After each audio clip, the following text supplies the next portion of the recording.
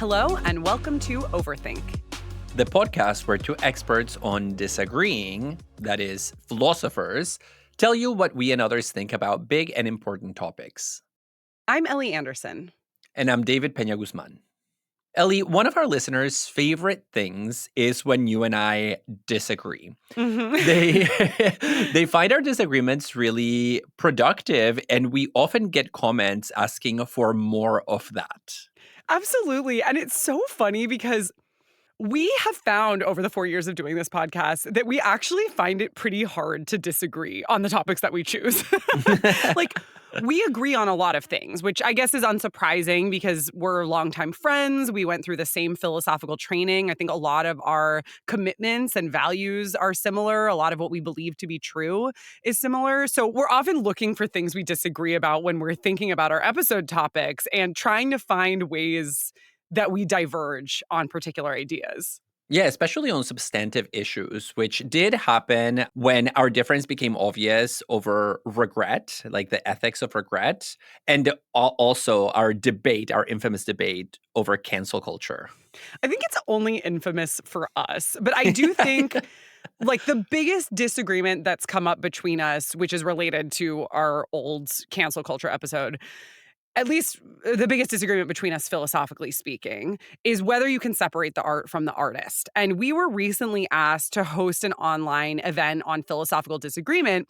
And I had the, might I say, brilliant idea to actually stage a debate between us and then have us pick it apart together in front of the audience afterward to see what moves we had made in the debate, right? So to like have a debate and then to reflect on the debate and kind of what happened in it.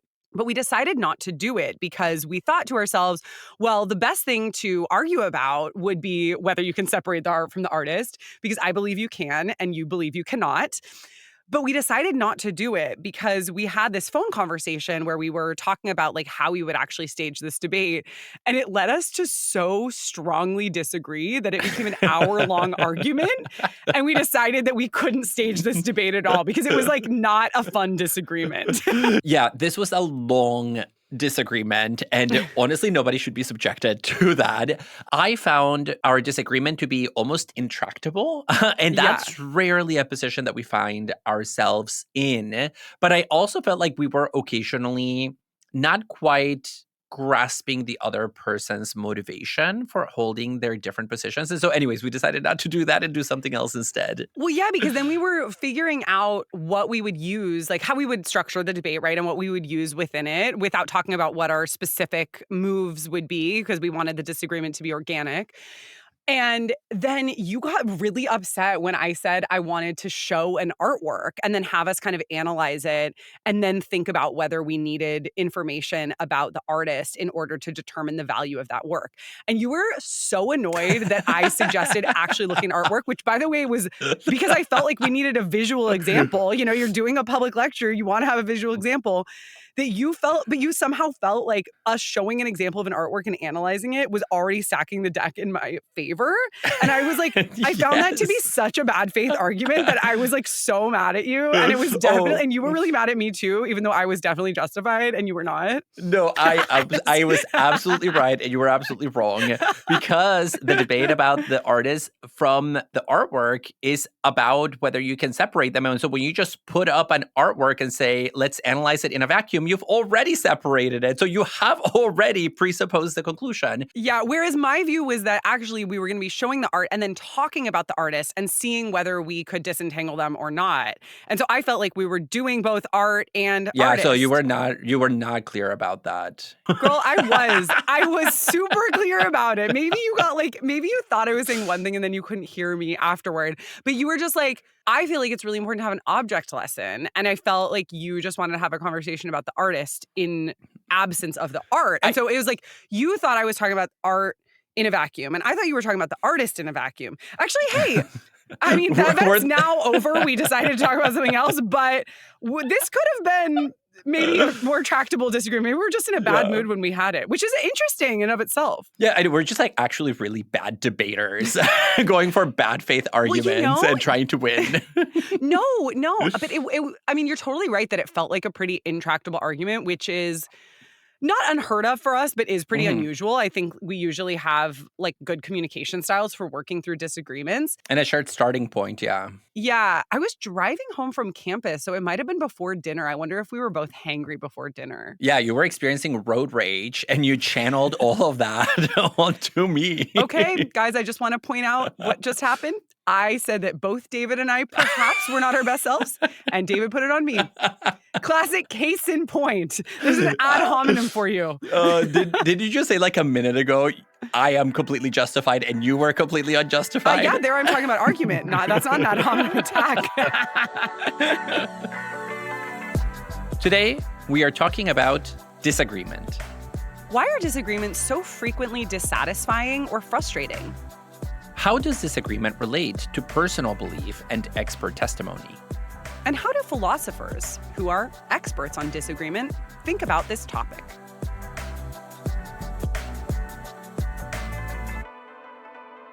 David, as much as you and I might have been dissatisfied by our phone conversation about how to structure a hypothetical debate about separating the art from the artist, I think that frustration or dissatisfaction was still nothing compared to how unsatisfying I find most disagreements to be online.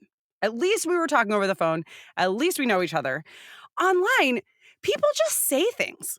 It's horrendous. I mean, like, Twitter was always this way, but of course, as many have remarked upon, it's gotten especially bad post Musk takeover. It's just a complete cesspool of totally unproductive disagreements.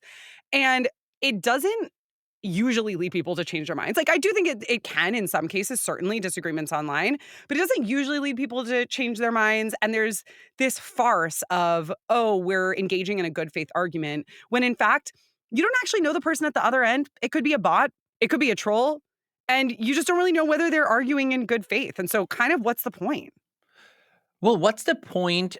Because you don't know who the other person is, what their motivations are, what brought them onto the debate in the first place. But I also think part of the problem is the brevity of expression that a lot of social media platforms like Facebook or Instagram or Twitter make available to us. So, one of the benefits that we have, for example, in a podcast like ours, is that when we disagree, we can really tease ideas apart, we can develop, we can ask questions and wait for answers. But the brevity of online messaging makes a lot of disagreements take on an almost staccato tenor, where it's just like little blitz of information that Mhm. feel disconnected, and that because they are short, often end up being expressed in the most forceful language available to the speaker as a way of conveying the degree of conviction that they want to convey, and that is experienced as basically getting yelled at by the people on the other end of that conversation. So for me, Mhm. the format and the platforms are largely to blame. Yeah, I think that's absolutely right. But I have to say, for me, it's actually even more that I don't even want to converse with these people online to begin with. Like, I don't think it's the best way to argue or disagree. And I don't think that anonymous strangers on corporately owned platforms owe each other their opinions. And so I'm just actually not that interested in disagreeing online at all, especially over text based platforms. Yeah, I agree with you, but let's unpack this a little bit more, because why is it that arguing online is particularly obnoxious? One reason for me is that online fora are generally public, right? Like, say, Twitter or the Mhm. comment section on TikTok. Everybody can chime in no matter who they are. Yeah, and let me just specify, that's what I mean when I say online. I'm not talking about in Oh, I see. publications or something like that. I mean I social media. I should see. have been specific about that. Okay, yeah. So let's say public and online. Yeah. And because of the way these platforms work, you also cannot control the order of comments. So, for example, think about platforms where I might post something and then you post something disagreeing with my original claim. Then, before I have a chance to respond, a bunch of other people have already started screaming and like putting their noses in. And by the time I actually write my rebuttal, it becomes really difficult to follow the thread of any one conversation. So you have to Mhm. really battle a lot of noise to pick out the signal, because all of the comments are often out of order and out of time, even when they get nestled into threads. And so the disagreements often become what the philosopher Byung-Chul Han calls a shitstorm. They are this chaos with force, but without inner organization. I love that there's a philosopher coining a technical term, shitstorm. Like just claiming it for us philosophers. Yeah, and for Byung-Chul Han, the term also has to do with the lack of sovereignty in online spaces. You know, when you have a debate in the family or with friends or with neighbors, at some point, one person will just say, look, let's stop the conversation because it's not working anymore. And people sort of stop and move on with their lives. But online, we don't really have the sense that anybody has the power to call a Mm, shitstorm.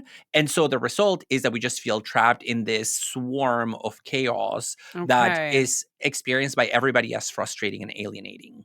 Yeah, and there's obviously so much to say about this, but one that comes to mind is that there's not an exchange there, right? This idea of a shitstorm or of just like opinions swarming about is really different from the way that disagreement is traditionally thought of as an exchange, at least when we're talking about a disagreement of belief. And philosophical disagreements, generally speaking, have historically been about exchanges. You can think about Socratic dialogue or medieval disputations or the early modern practice of writing letters. So I want to talk about each of these in turn a bit here at the beginning of the episode.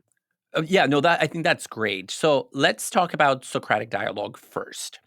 Socrates was the master of the kind of disagreement that we call dialectics, where you point out problems with your interlocutor's position, usually by grilling them, as Socrates did in ancient Athens, with tough questions that expose the lacuna in the interlocutor's knowledge, right? Hmm. So you let somebody put forth an opinion or typically a definition, like a definition of justice or a definition of the good, and then you poke holes in it as a way of showing that the people who claim to know things actually know a lot less than they really do. And we see this kind of dialogic social reasoning enterprise staged in the Platonic dialogues, where Socrates, of course, appears as the main character, where it's a discussion back and forth, not always between two people. Often there are other characters that get involved. But what defines it is the continuation of a call and response over a long period of time following the thread of a particular idea.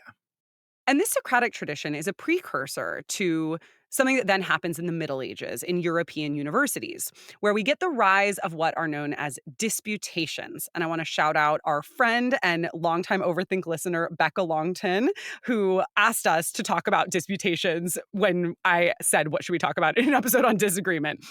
And disputations are a tradition of debate that, in a sense, can be traced all the way back to ancient Sumeria's disputation poems. And these disputations involve scholars basically debating one another on given topics. And I read in a book called The Medieval Culture of Disputation that scholastic disputation arose in the late 11th century and developed systematically, mainly starting in France and Italy, to become an essential practice in the scholastic culture of medieval Europe, including extending out beyond the bounds of the university and into public life. Some of the most notable disputes were those between Christian theologians and Jewish theologians. So it was really important debates about the nature of God, the nature of morality, coming from that rich scholastic tradition of theology. Yeah, and often the disputations, at least the ones that we receive in the form of writing, are structured with a question that organizes a debate at the top, and then a back and forth, kind of like in a modern day Yeah. debate, where the different speakers would cite evidence for their position. And it's one of the defining characteristics of the scholastic philosophical tradition of the high medieval period that often relied on this kind of disputation format, that they would often just cite Aristotle as the single authority that would arbitrate or referee many of these disputes. And so often it was a question of like, what does Aristotle really say about this question and who can claim him onto his Oh side? my But God. it's from there that we also have a lot of influence for contemporary academic practices of debate, which, as you know, Ellie, and we've mentioned before, I was a debater all through high school. And Hmm. then that's how I financed my way through college at a state university. It was a debate scholarship. And so I myself am kind of like a child of this disputation approach to philosophy that I no longer particularly embrace. Well, so then, David, you're the perfect person to clarify what logical fallacy it is when we say things in debates like, well, according to Aristotle, X, and use that Yes. as evidence. I know, like, I'm having to go back to, like, Logic 101, informal Logic 101, the appeal to authority. Appeal to authority. Cha-ching, da-ding. I don't know what that bell money noise was. Anyway, one thing I also learned in this research is that Descartes wrote his meditations in the 1600s, so post-medieval period, as an alternative to the tradition of disputations. Descartes Mm. said in writing meditations rather than disputations, I wanted to make clear that I would have nothing to do with anyone who was not willing to join me in meditating and giving the subject attentive consideration. And what I take from that claim is that Descartes thought the culture of disputatio was quite combative and Mhm. antagonistic, of course. And so he wanted to actually invite his readers to come along, almost not even invite them, but Yeah. be like, I'm only writing for those people who are willing to go along with me. And granted, Descartes did not invent the genre of meditations. That was already an existing tradition in the Middle Ages. For instance, Anselm did both meditations and disputations, but this wouldn't be the only time that Descartes takes credit for the work of Anselm and other philosophers from the Middle Ages, his theory of the cogito and arguments for God.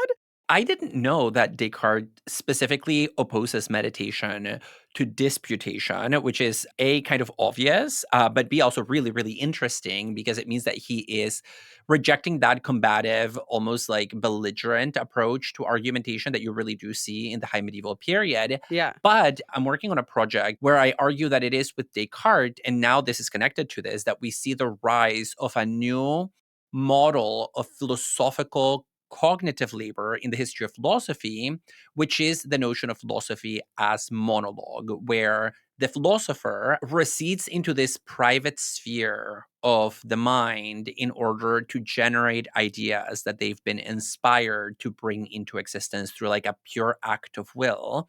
And now that I'm thinking about this, this would be a really interesting place to articulate potentially a critique of Descartes, because, yeah, he might be rejecting the combativeness of the medievals, but he's also at the same time moving away from their dialogic, collaborative framework for doing philosophy, which you see in the Well, dialogues of the ancients and in the disputations of the medievals. yeah, but how amazing is that this is a moment of disagreement, David?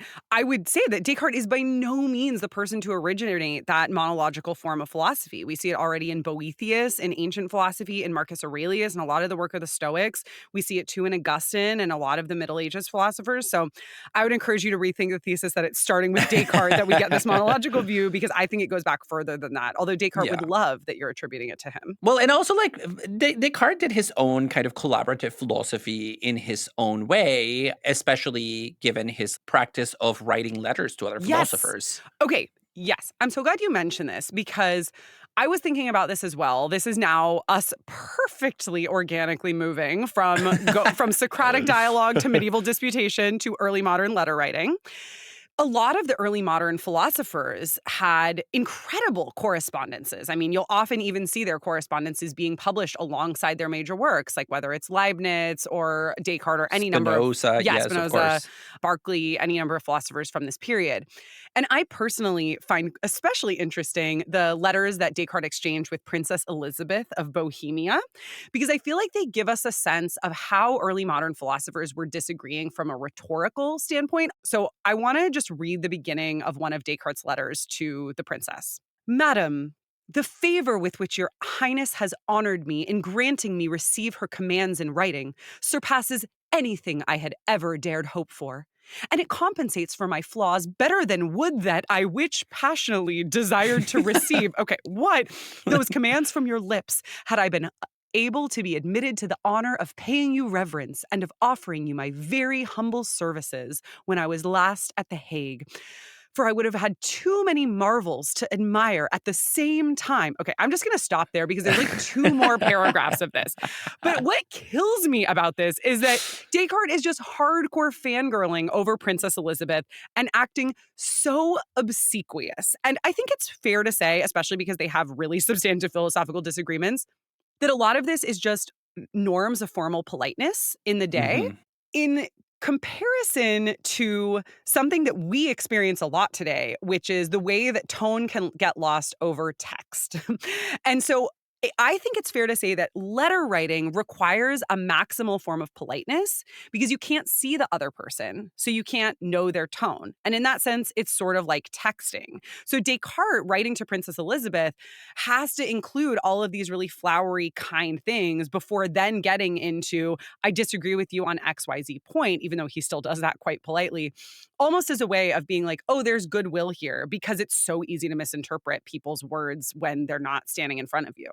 Yeah, and I mean, aside from the fact that there are norms of politeness that are guiding this, I would say it's also an attempt at establishing a philosophical friendship, right? An intellectual equality between the sender and the receiver, because many of these letters are not just about personal affairs. It's a combination of personal affairs and also the development of intellectual ideas. So Princess Elizabeth and Descartes, this also applies to, for example, like Leibniz and Newton and Spinoza. They're working out theories, philosophical concepts in the sending of these letters. And so they want to do so with somebody that they consider their friend and their equal. And so that's why you see this kind of obsequiousness also in the epistolary tradition of the early modern period. But I have to say, I really think we should just bring back early modern politeness online and also in academia, maybe. Can you imagine if we just started our contemporary disagreements on Twitter in this way? Like, dear madam. I would have had too many marvels to admire at the same time. Actually, there are not enough characters in Twitter to even get through the politeness. Not even Blue Sky, which is a lot friendlier, has as many characters as we would need for that. Well, at least in academia, we have the space. We just don't have the politeness. I don't want anybody to review my book that is not addressing me as madam. Like that's my new honorific rather than doctor. But staying with the topic of Descartes and Elizabeth, I do wonder about the role of power differentials here, because Descartes is writing a letter to literal royalty. Yeah.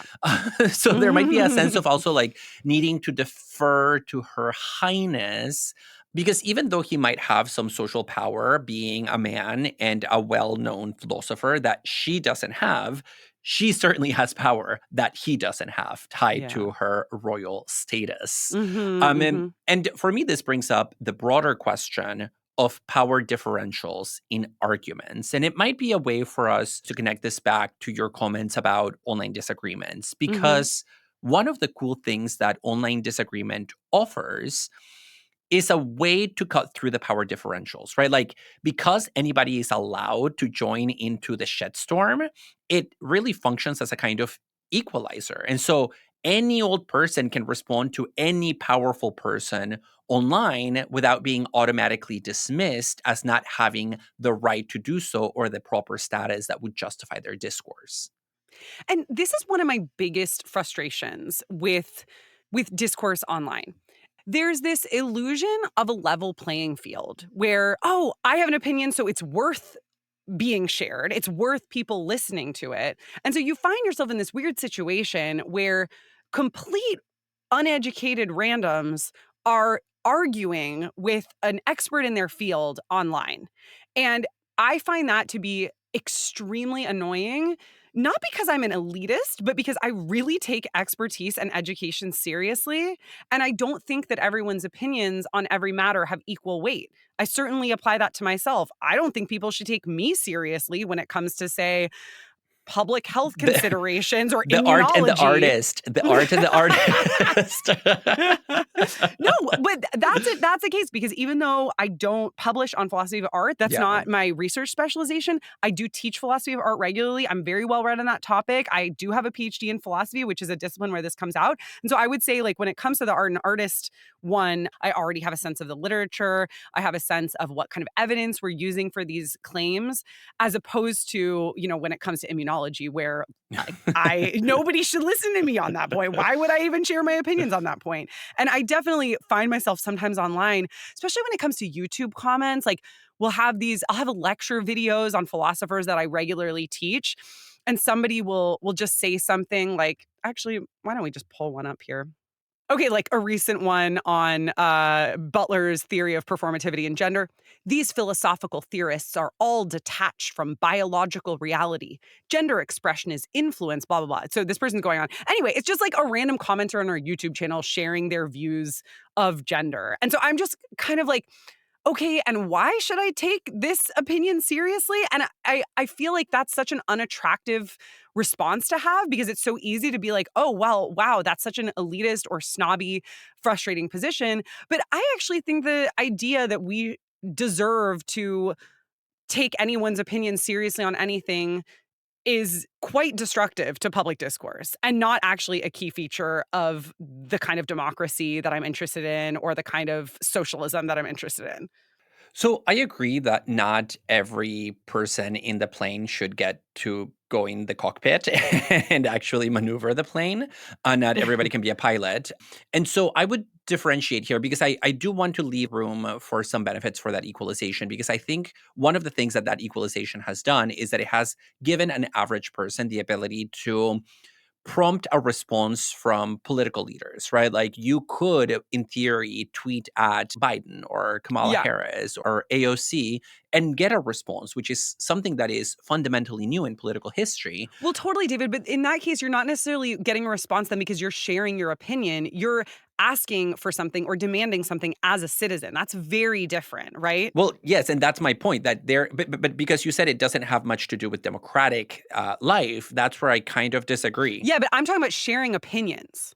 I think if you're tweeting at somebody like, we want gun control, that's based in an opinion that gun control is good, but it's itself not expressing an opinion and leaving it at that, right? It's expressing a desire for action, and in Of as much as a course. representative democracy involves its citizens sharing their desires to their representatives, like that to me is a separate issue.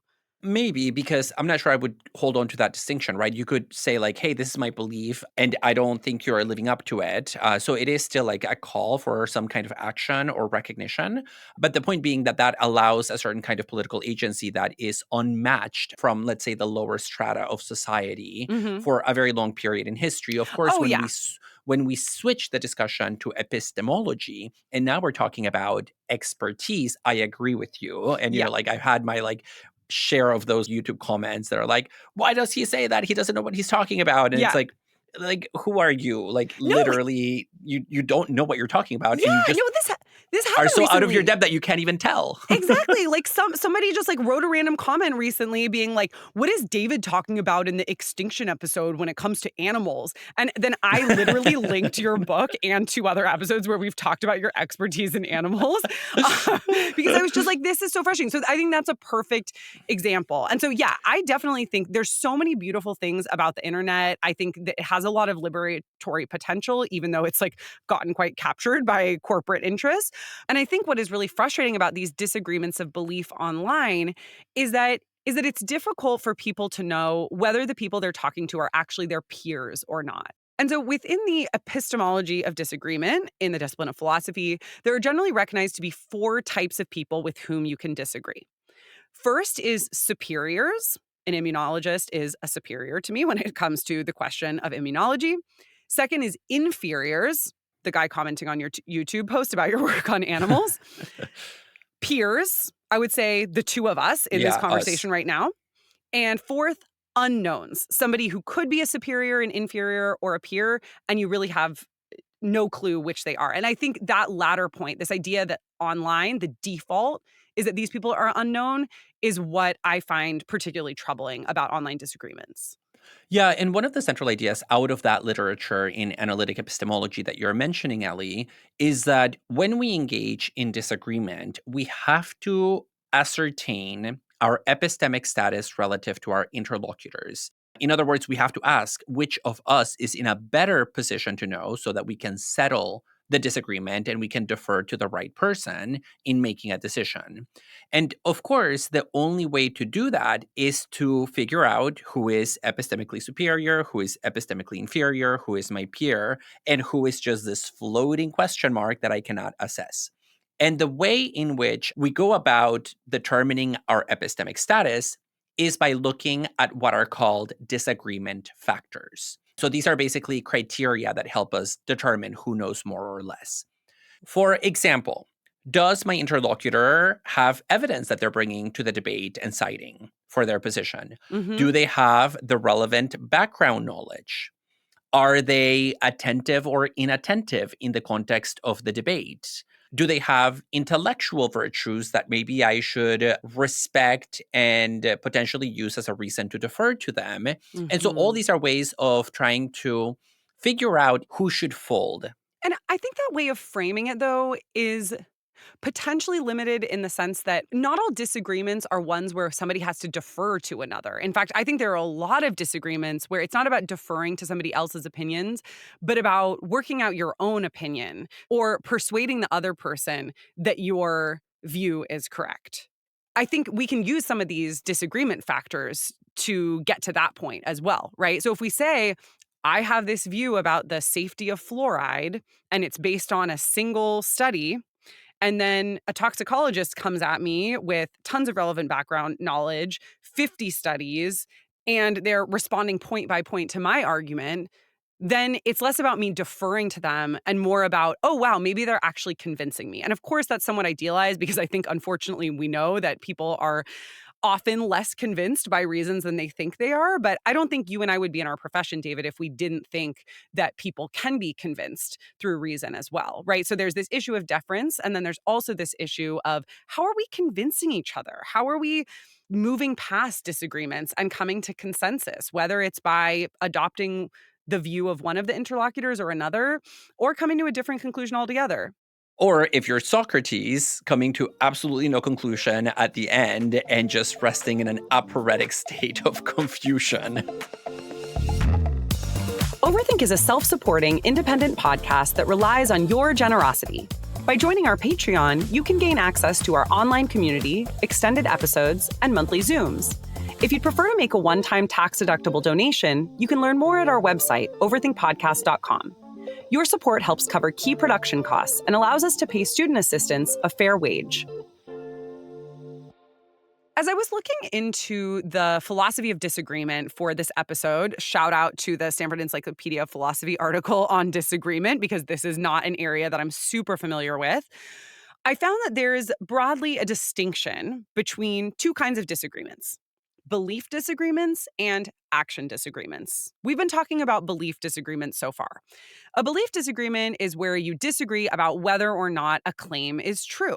You either assent to a claim, you believe it, you reject a claim, you disbelieve it, or you suspend judgment on it. You say, I don't know either way. You neither disbelieve nor believe it. So there are three options when it comes to belief disagreements. When it comes to action disagreements, however, we're thinking about what we should do. Should we do X or not? And so there are two possibilities for action disagreements.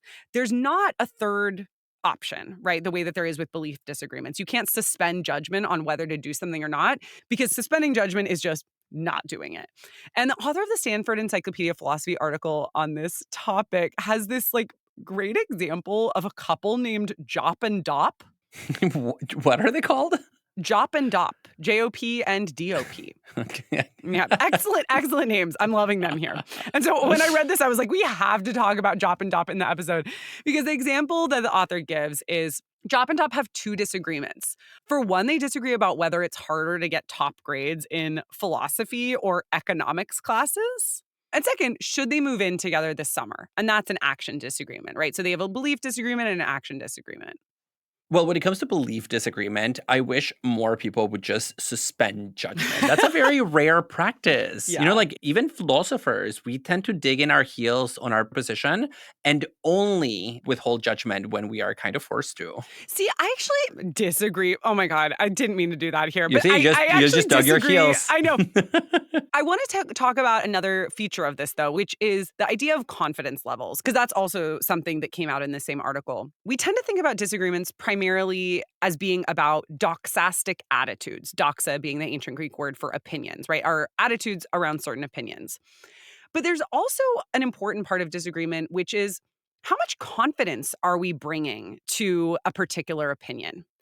So you and I might agree about something, David, but have very different levels of confidence about how strongly we believe in that thing. And confidence levels, I think we can say, can be justified better or worse, right? Like it's more reasonable for an actual immunology expert to have an opinion on vaccines than it is for Robert F. Kennedy Jr. to have one. That confidence level is really unjustified, as is most of the cabinets. But I think there are ways that we can also see this, not only in terms of whose voice is louder because they have more confidence, but also like who's more justified in having confidence about certain things. And in thinking about this, I'm reminded of something that happened a number of years ago back when we were in grad school between me and my friend Roshni, who I've mentioned on the podcast before, which was we were disagreeing about who wrote Catch 22.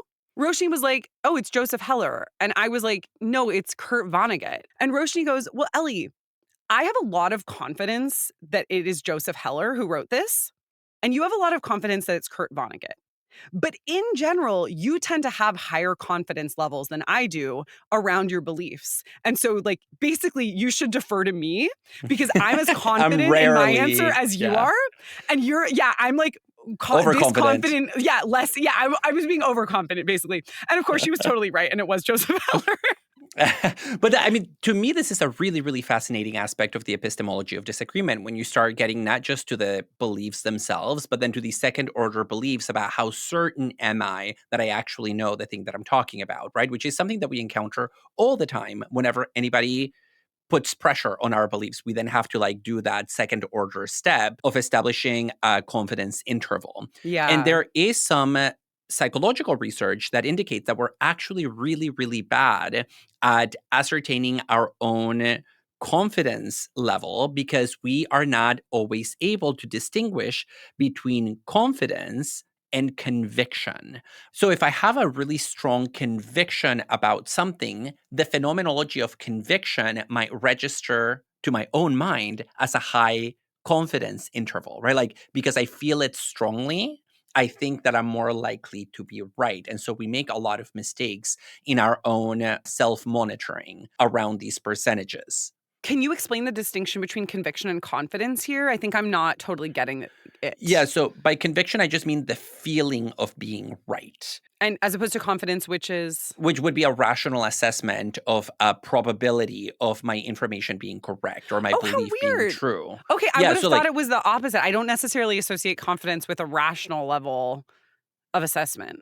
Yeah, I mean, that's what it is. It's a percentage, right? Like you have to assess how much evidence you have, and that gives you a percentage, like I'm 50-50 or I'm like 70% sure. So it's a rational process. This is how philosophers talk about confidence, apparently. Oh, I know. Oh my God, girl. The thing I really hated about a lot of this literature is that it's all presuming that we are these rational agents that have percentages for our beliefs and are running calculations every time we interact with one another. But anyways. I do feel that way, though. I mean, that's basically what Roshni was saying to me. I actually think she might have put it in percentages. I think she might have been like, what percent sure are you of this? And I was like 90. And she was like, I'm also 90%, but I don't usually think I'm 90% about things, and you always do. That's your baseline, actually. That's your average, 90%. No, but hopefully I've learned from that. That's why that was such an iconic moment in our friendship. Anyway.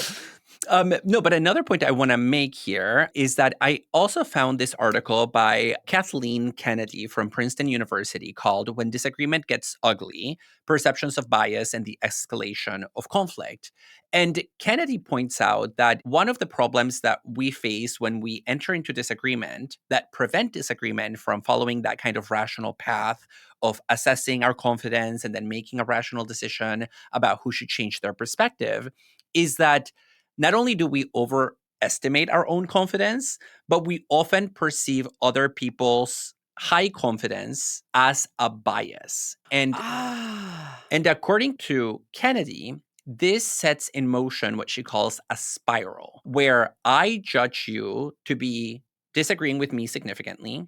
Therefore, I come to the conclusion that you must be highly biased. Once I have that conclusion in place, I feel licensed to start acting in increasingly conflictual ways toward you. And then because I'm being conflictual toward you, you start adopting the same perspective toward me, and that gets a spiral going, which ultimately leads to catastrophe where we're just yelling at each other, probably on Twitter, unable to actually have a meeting of the minds. Whoa, but David, I'm fascinated by this point that we tend to interpret high levels of confidence as bias, because I feel like that is a really interesting potential explanation for why anti-vaxxers just like won't listen to scientists, right? They interpret scientists' confidence as bias, which is Yeah, like those assholes over there thinking that they know. yeah, it's like, well, no, like we do They do. know, or at least like we know better than you. Oh my God. Yes, in this case of the anti-vaxxers, I think brings into focus the really important zone of overlap between epistemology and ethics when it comes to disagreement. Because we've been primarily talking about the epistemology. How do I know? How do I know Yeah. that I know? So on and so forth. But the philosopher Catherine Elgin has written a lot about the ethics of disagreement. How do we go about disagreeing with others in an ethical manner? How do I behave in the face of a lack of consensus?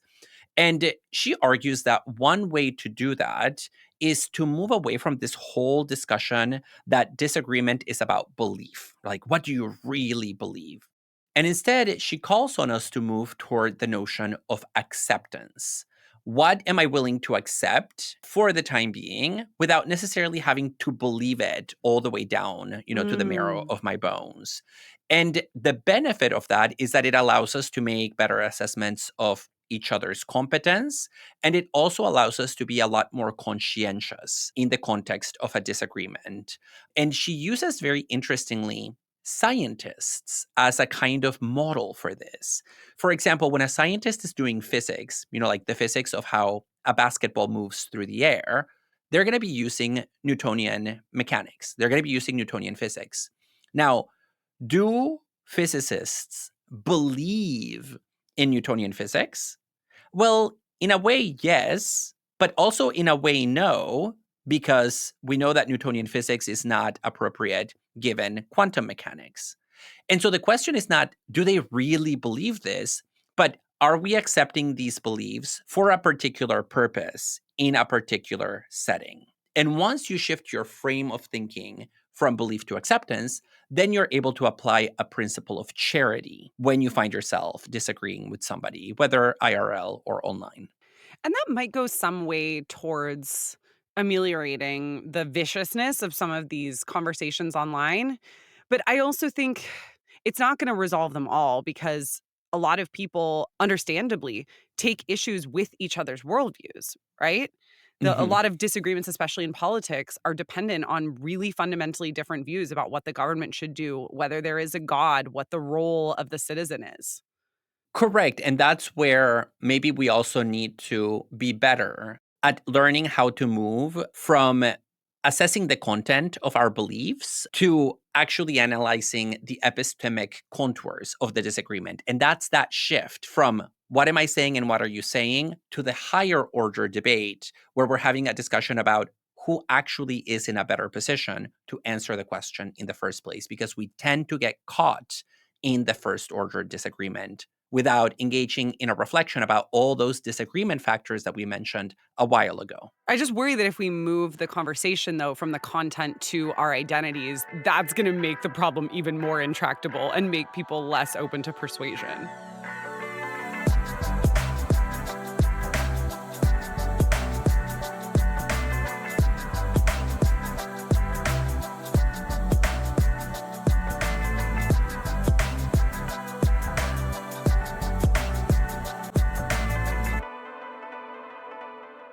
Philosophy is known for disagreement. We are the discipline of disagreement. And this is partly why people find philosophers or philosophy majors annoying, because they're sort of devil's advocate stereotypes. But I will say this is something I really value about philosophy, because I think what happens in philosophy is that disagreements are not seen as fights, as something to be avoided. There's something to be seen as worth facing head on, worth having. And I think philosophers often tend to be able to get our egos out of the way and get to the heart of the matter, right? Through rational argumentation, which I think is the best way to settle disagreements. It's showing my cards Yeah. as a philosopher.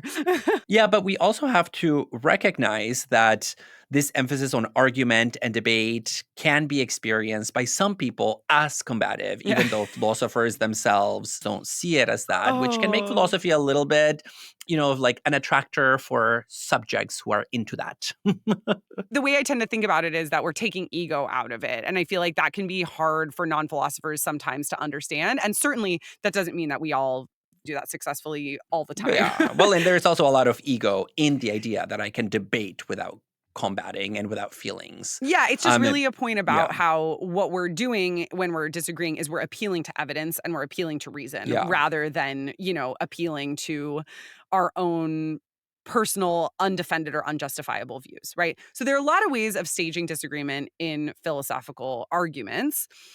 One is appeals to the rules of logic. So informal logic is about pointing out argumentative moves that people make that are unjustified. We mentioned the appeal to authority earlier in the episode. You might also think about the bandwagon fallacy, this idea that, well, because most people believe this thing, therefore it's right. What are a couple others we might think about? Oh, black and white fallacy or false dilemma, this idea that there are only two options when actually maybe the conversation that we're having admits of more than two options.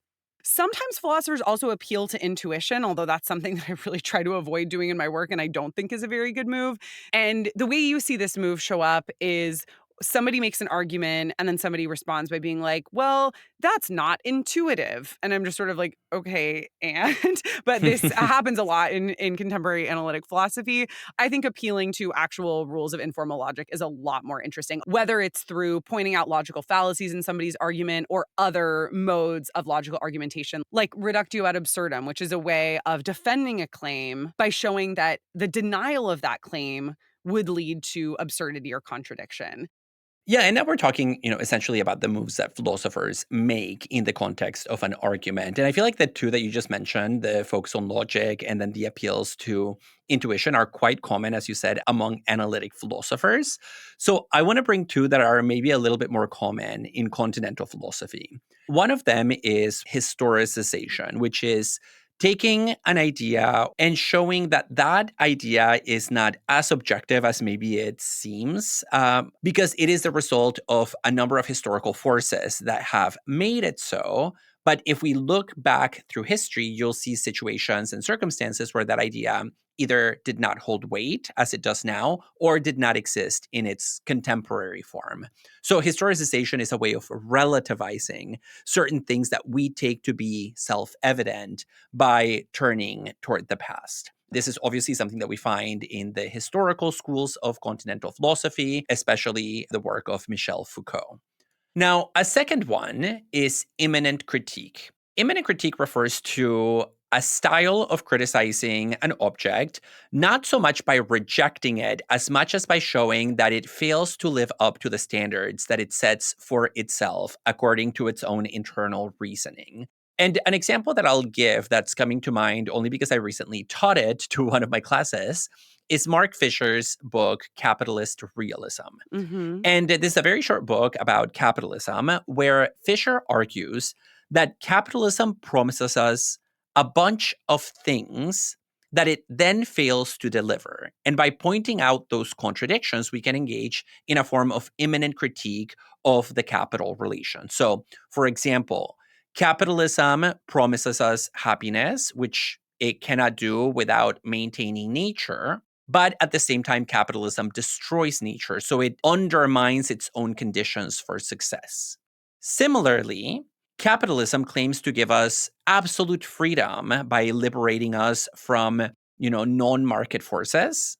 Yet, it also creates the conditions for the emergence, as we all know, of monopolies and hyper bureaucracies. And so the lives that we lead under capitalism are not at all good lives, even by capitalism's own standards. And so imminent critique is a way of critiquing somebody according to the bar that they have set for themselves.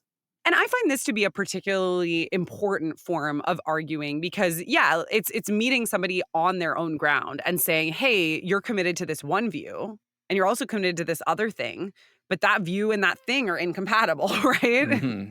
Yeah, no, that's right. And I mean, I also like imminent critique, and it's one that I use in my work with science quite frequently, where the kind of move that I make is that scientists often draw certain conclusions, say about nature or about animals, based on data that they have gathered.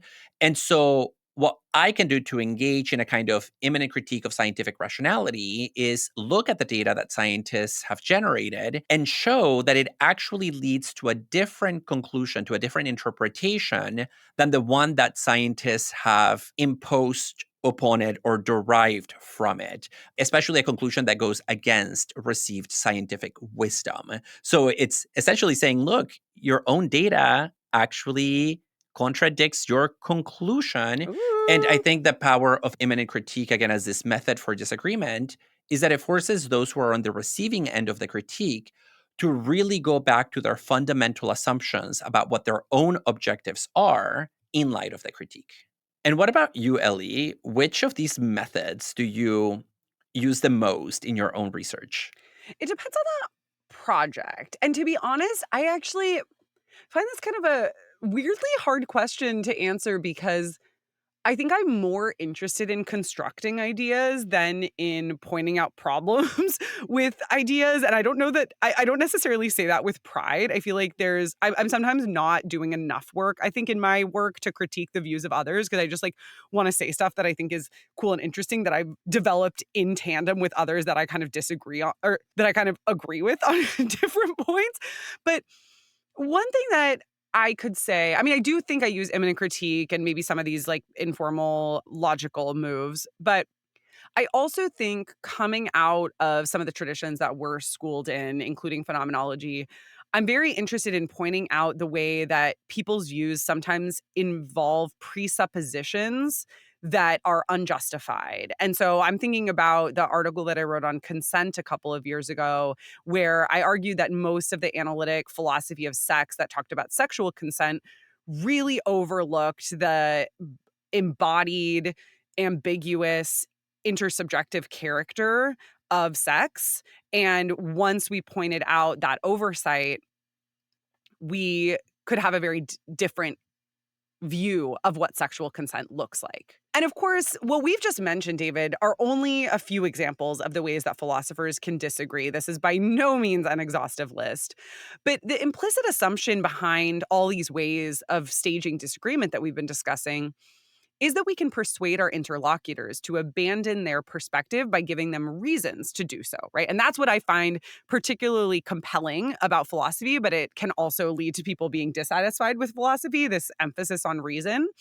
And what motivates disagreement here is the hope that it will ultimately lead to agreement, that the process of reasoning will lead to an overcoming of the disagreement. Yeah, although even that might be called into question, right? Whether philosophy ever really leads to that coming together and singing Kumbaya at the end in a Mhm. moment of consensus building. And the reason for that is that agreement can definitely be a regulative principle in philosophical discourse, but it's not always the case that we can reach it. And here I want to bring the philosopher Wittgenstein into the discussion because in his book Uncertainty, Wittgenstein says that there are some debates that are really intractable, not because some person doesn't know some key information or is uneducated or is misunderstanding the other person. Rather, the disagreement is over fundamental commitments. So it goes much deeper than just surface knowledge. Okay, and is the idea there that those fundamental disagreements are intractable from the perspective of reason because they're, say, emotional or volitional or something else? Not quite. It's because they are about axioms and starting points. And Okay. let me give you the example that Wittgenstein gives in Uncertainty, which is the example of the creation of the world. Is the world created by divine fiat? Yes or no? Seems pretty obvious to me. Well, an atheist like you, Ellie, and a religious person like somebody else would disagree on this point, even if neither is biased or uneducated. Now, the question is why? Why can there be such a fundamental disagreement if both parties are committed to reason and are interested in learning about the evidence that is available for the debate? The answer is because they are playing, according to Wittgenstein, different language games. They abide by different rules of thinking. And the problem is that the choice over which game you play, over which rules you ultimately agree to abide by, that is not a rational choice. It is sort of axiomatic, right? We choose our starting points and then we try to stay within the parameters that they demarcate for us. But there is no reason to choose this set of axioms rather than another set of axioms, and that's that. And so when you get to these disagreements, like over the creation of the world or over like, is morality objective or subjective, you're touching on something quite fundamental that you cannot reason your way out of.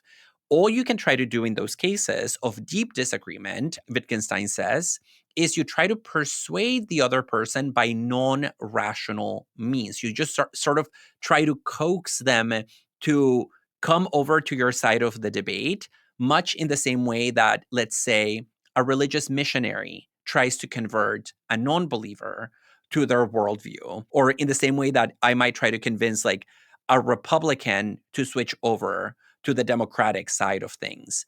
And that transition from one game to another is an irrational process.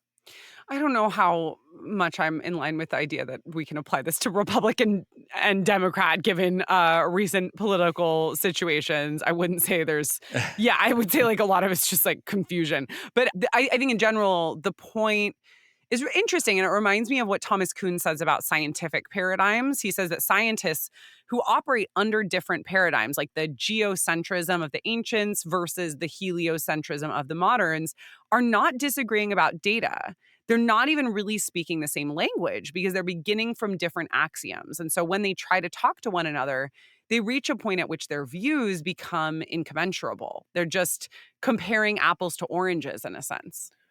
That's a really good comparison. And we might say the same about philosophical schools of thought.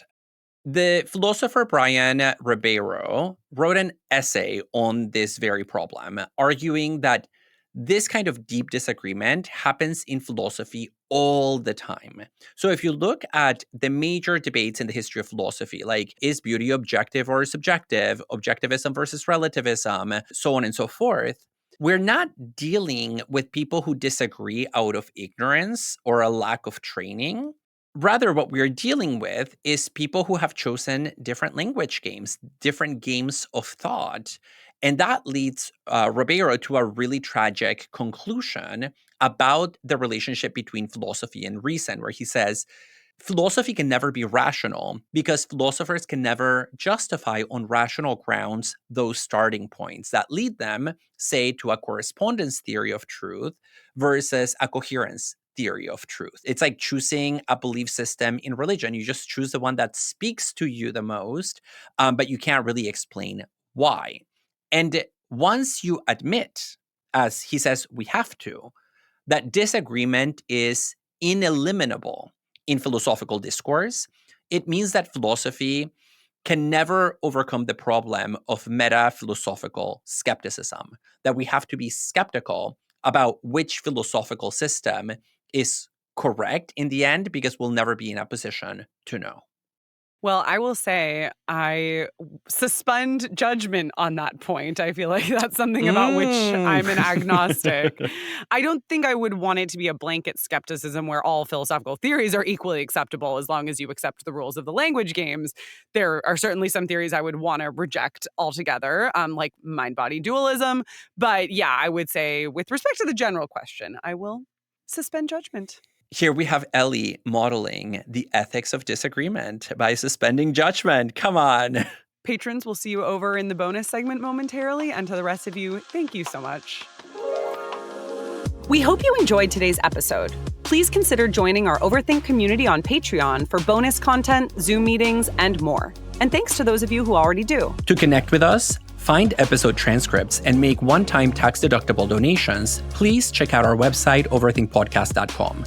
We also have a thriving YouTube channel, as well as TikTok, Instagram, and Twitter accounts at overthink_pod. We'd like to thank our audio editor, Aaron Morgan, our production assistants, Bayarma Bat-Erdine and Kristen Taylor, and Samuel P.K. Smith for the original music. And to our listeners, thanks so much for overthinking with us.